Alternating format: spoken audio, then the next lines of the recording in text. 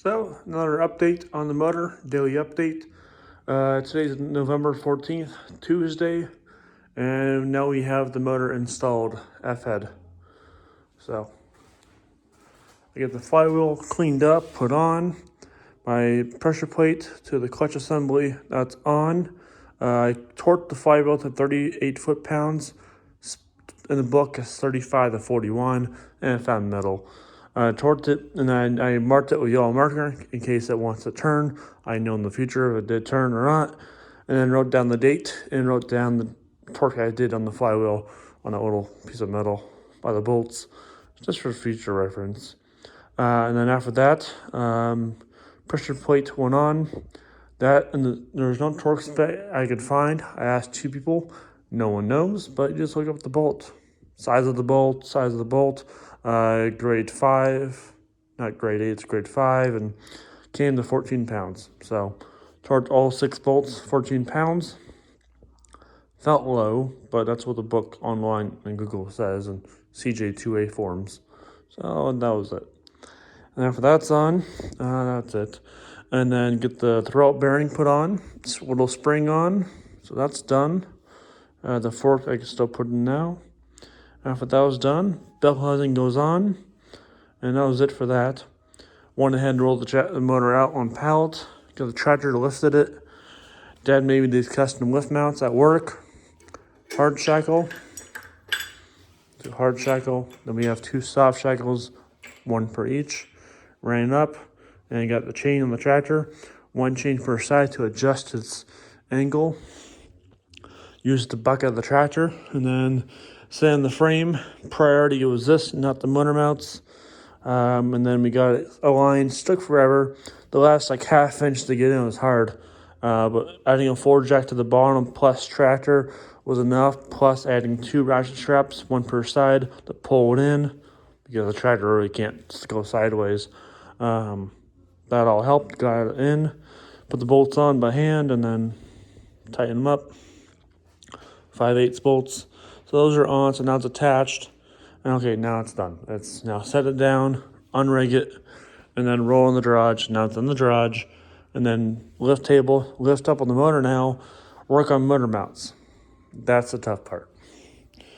My old frame was twisted to a beat up state from 40 years of plowing. And then before that, some guy made custom mounts because it was a 2-wheel drive truck, home shift. Now it's 4-wheel drive with solid axle fronts. Yeah, I don't know. I mean, shifting doesn't really matter. That's just the floor of the Jeep. But the chassis-wise, it was kind of set up different. And so the previous guy, two guys ago, added this angle iron. And I watered it right down. I mean, here's the factory holes for the motor mounts. Now, kept playing with it, can't figure it out. Messaged one guy, helped me on my brake lines yesterday.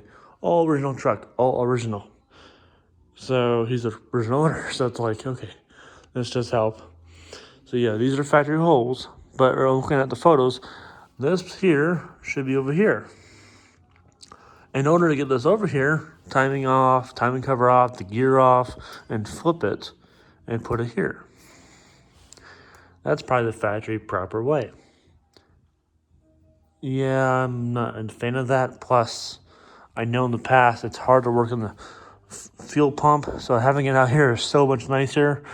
It throws things off, but once it's secure, It makes life maintenance easier. So, some pain now, but yeah. So I don't mind it out here, and they did their solution, so I guess I'm okay with it. But yeah, we got it lined up here. So here's all good. The center pins are in. I need to put the bolts in still. So we're good here now. But got the level. The chassis is level. That is level. Chassis is. But on the block,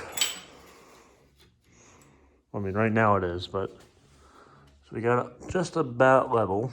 I'm good with that. But before, the motor was chamfered like that 5-10 degree angle. From this point to that point, 0.25 quarter inch offset difference. So we kept playing with this mount. It's set up factory how it should be based off the other guy's photos to me. So you have this little bracket, which I believe is not original, but it is, I guess. So that's that, but it's a bit twisted, but how I have to do it to make it work. That's that. Holes right, holes are right, blocks right. But up here is different. That guy had one hole only on the mount. To this one only, and that did not exist. Mine has a hole down there. We had to drill it out to 1/2 inch, but there was a hole there, like 3/8 diameter. This side kept throwing it off, too much angle, but down here it helped. So, I don't know, we rimmed it out with the drill, a bit painful with the angle, but we got it going. I don't know, it's all good. So all I have to do now is make it tight as possible. And if we ever have issues on this side to bring it up, which we still have to bring some angle up, Dad's idea is get some plate, put it down there, and run a little U channel. That just like your brake lines here, this fitting. I don't want to pull it out, but it's just gonna be a fork. That fork's in there. Now this doesn't really have much pressure on it. Like, I can easily pull it out, but here I could put it there with this plate, doing that, and then make the bolt tight so it actually stays in place like a shim, but it's easy to adjust once it's loose. So that's my plan to get my motor level. So that's that. Another thing is, whatever we did, it's going to improve the axle, because the previous setup I had, you can see my oil pan skid kept hitting my pulley because the axle kept hitting it. I don't know, you see some bruising marks up in here. All those little bangs, every time you flex the suspension so much, it hits and bends this. But now, since it's moved over, it's solved. So we solved that problem too, which is a big thing, because keep pressing this, it hits this, and this has resistance, or else when your belt jumps off, you can't get it off on the trail. You have to get a pry bar on you. Luckily I carry one now, but it's still gotta pry this open and not damage your belt. So this is a big saver. Where we fixed it. So that's done. So yeah, tomorrow after work, I'm gonna make these tight. We're done making motor mounts. And then up here, I gotta take these off, make this thing tight, valve cover, carburetor back on, hose back on, distributor, this is a fake cap with a proper one on, starter on, all the accessories, alternator, 200 amp, run the hoses, the hose I didn't replace, but the fittings I have. So all that goes on. And put the fork in there temporarily, hold it in place. And that's it. Before the front drag shaft goes on, I want to drop the oil pan and clean it, inspect it for any shavings, and then put a new gasket out, which I have. Put that on. It is leaking. So I'm doing that before the drag shaft goes on, make life easier. And that's it here, drag shaft on. And then at that point, I can put oil in the engine, oil in the transmission, the way that's over with. Then the next thing is drag shaft rear, get those things fixed back there, paint them, and then work on brake line across, which will be easy. And then you're gonna make a mount for that brake line for it, and then run it down. And that's done. My skid plate on here, 3/8 skid plate. Gas tank goes in, make that skid plate and drawbar support. There's all that. My shifter knob needs to get itself made. There's no threads at all, so I gotta make something work with that. There's that. We're making progress. Radiator still needs mount made. I'm gonna drill a hole and just run zip ties for my brake line there. That's fine, me. So that's that.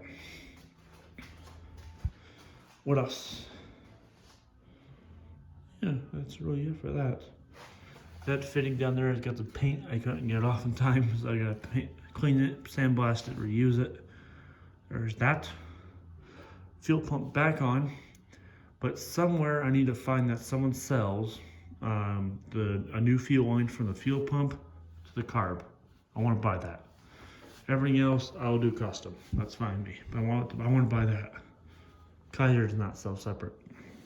So, there's that. Next thing is in here is my pedals. The bushings need replaced. And then my shift linkage for the clutch.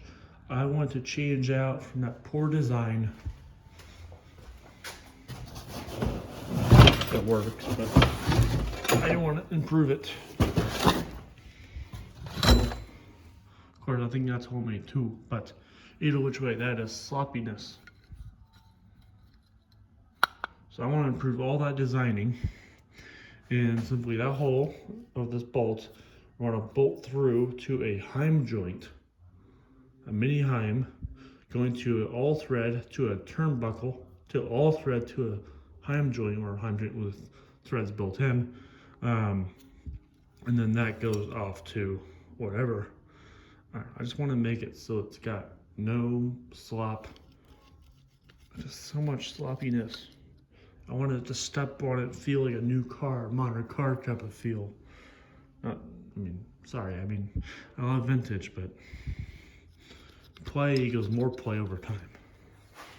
So I want to improve that. My friend Dave, the machinist, will make me one like he did for his Jeep.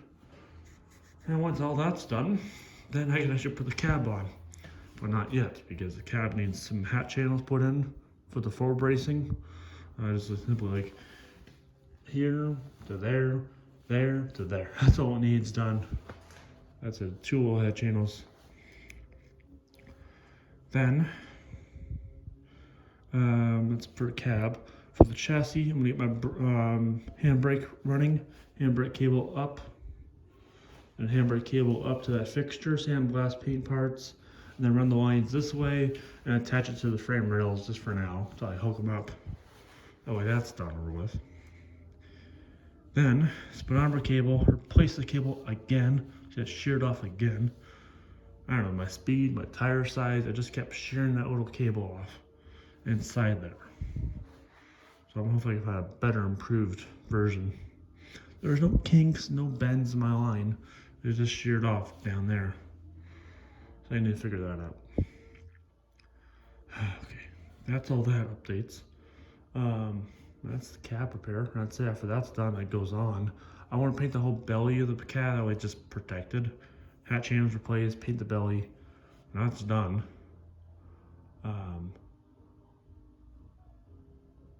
And I guess I could paint the body on the cart, so I don't get paint on my frame. I mean, I could mask it, put cloth over it, but I don't know. There's that to do. What else? That's really it. Summed it all up. My U-bolts, of course, take them off, but yeah, those need torqued.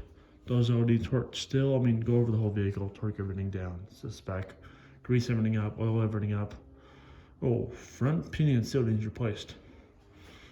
I can do that still. It's not critical, but we'll just do it, get it over with. And it's still in a decent spot to work on, so do it before the cab goes on. So that needs replaced. Yeah, I think that's gonna end the video of what needs done. So, but yeah, the Godot is installed now. And that motor only has 505 miles on it since it was rebuilt due to a camshaft issues, and it's got new bearings for sure, we know of. And when that process, main seal got replaced, front seal got replaced in the log, so we know that much, but that's all I know. Carburetor's on the bench. I took it off this time. When I pulled the motor out of the chassis, when I pulled it apart, I left the carb on after I got rebuilt. I don't want to break it, so I took it off this time around. So my $300 card plus core, it's original card for the motor, but still core. About $400 there. I got it taken off, so I don't damage it. So that's that. My body shop messaged me today. He just started to work on the bed. It's like, hey, you want these 2 holes fixed? No, I'm at the 2 front holes and the small hole in the back. Primarily the front ones. It's like, oh, I didn't catch that. Yeah, so those get done. My one wheel, sales pending now. Saturday or Monday this week. Should be selling it for $700. Yay, $400 profit. And win the drive to my town. So no travel cost. That's about us. About $50 saved.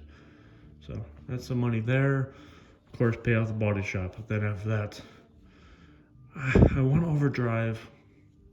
But I think shocks are more priority. It's only $400 shocks. So eventually that's going to pay for bodywork and shocks. And some Black Friday deals. And then overdrive.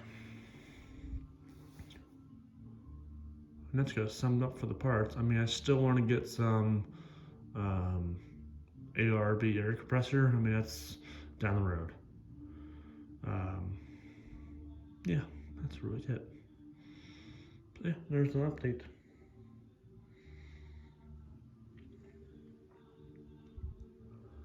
Alrighty, I better go in. It's Tuesday night. It's about 8:50 now. Yeah, I should go in for work tomorrow. So, alrighty, there's an update. Butter's in. Bye.